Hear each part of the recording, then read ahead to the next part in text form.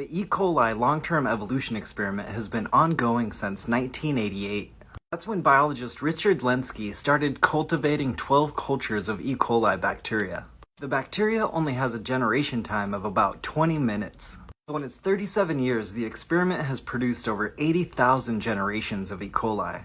Lenski chose a strain of E. coli that only reproduces asexually.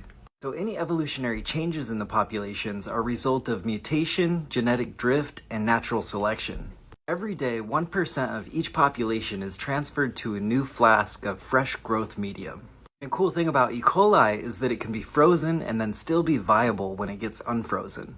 So the experiment has what Lenski calls a frozen fossil record. And if something unexpected happens, like a contamination or something, the population can be started anew from like a save point. Or they can isolate old populations and compare them to new populations.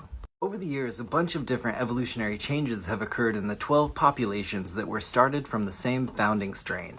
Some of the changes have happened in all 12 strains, and some of the changes have only happened in one or a few of the strains.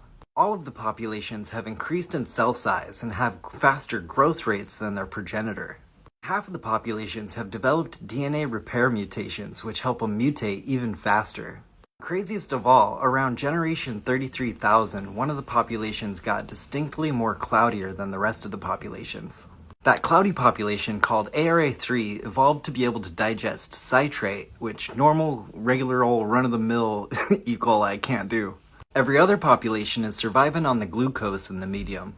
And with all that new food, the ARA3 populations could grow several times larger than the non-citrate consuming populations. And in 2022, it was announced that Lenski would be handing over the reins to Dr. Jeff Barrick, and I hope this experiment just keeps on going on forever.